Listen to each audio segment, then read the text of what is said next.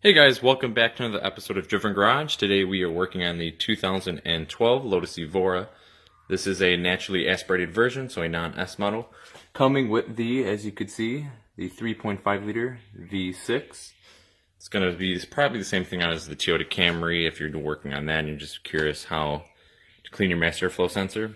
It's probably going to be very similar to the Lotus Evora S models and even also the 400. Even though you probably do have a Lotus Exige or Lotus Elise as well, cleaning your mass airflow sensor is probably a very world-renowned similar thing on all vehicles. So if you just want to go ahead and see how to clean that, stay tuned.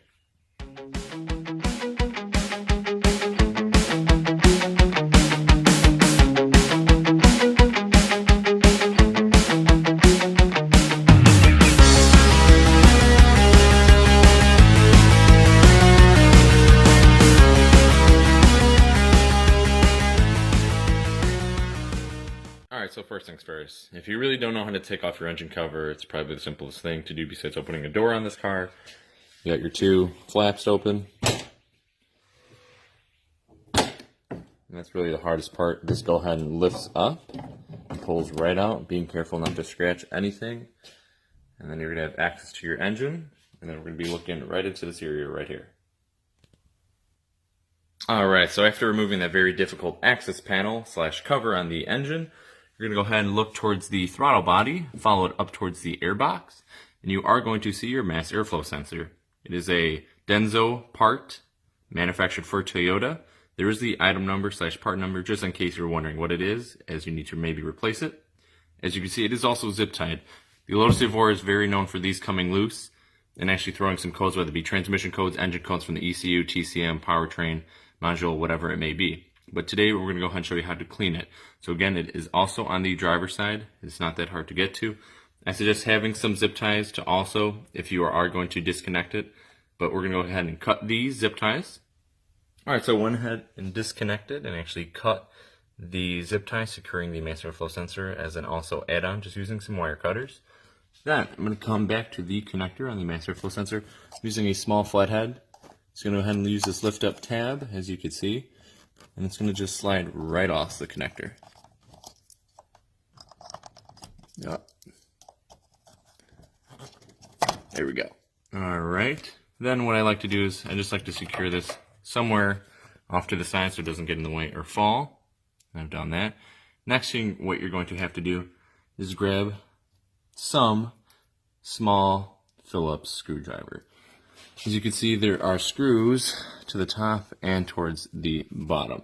It's really not that hard to remove. There's not really much tension on these, or actually they're not really torqued or turned that much, requiring to move them off. So you're going to go ahead and just remove these.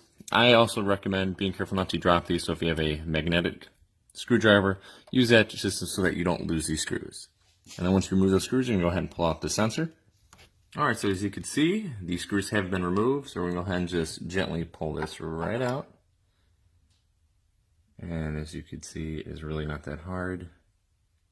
You have your mass airflow sensor removed. So we're going to go ahead and take this, and I'm going to show you how to clean it and what product I'm using to clean this as well. So you've removed the sensor. Now you're going to be using a mass airflow sensor cleaner. I'm using a CRC product. It's fairly common. You can pick it up at any auto parts store, online, any place carrying auto parts or auto product. Usually not that expensive, $7, $10, all the way up to $15 depending on what brand you're using. It's fairly common to use. They even have directions on the back how to use it, and even simple instructions how to remove your mass airflow sensor, just in case you maybe didn't watch this video. So me personally, I like to use it, making sure not to use the straw to touch any of the contact points or the hot points on the sensor. There's these metal pins on the inside, also on the inside here as well. Spray it 10 to 15 times. Make sure to let it dry. Depending on the bottle, it may say 15 to 20, 30 minutes. Personally, I like to let it dry for all the way up to an hour. After you've sprayed it, just go ahead and let it dry, and then you're going to reinstall it. So I'm going to go ahead and reinstall the sensor. I've actually let it dry for about 2 hours because I got a little busy. But now you're going to go ahead and screw it in, making sure to tighten it. So if you look now, I've secured the mass airflow sensor. I have the connector back on. But what I'm also going to use is zip ties just to secure it even more, just in case it ever comes loose or wiggles a little bit loose. I use zip ties also. So I have one zip tie going under the left side, going underneath, attached to a second zip tie, which I will secure here. And then these will wrap around to secure it just like that.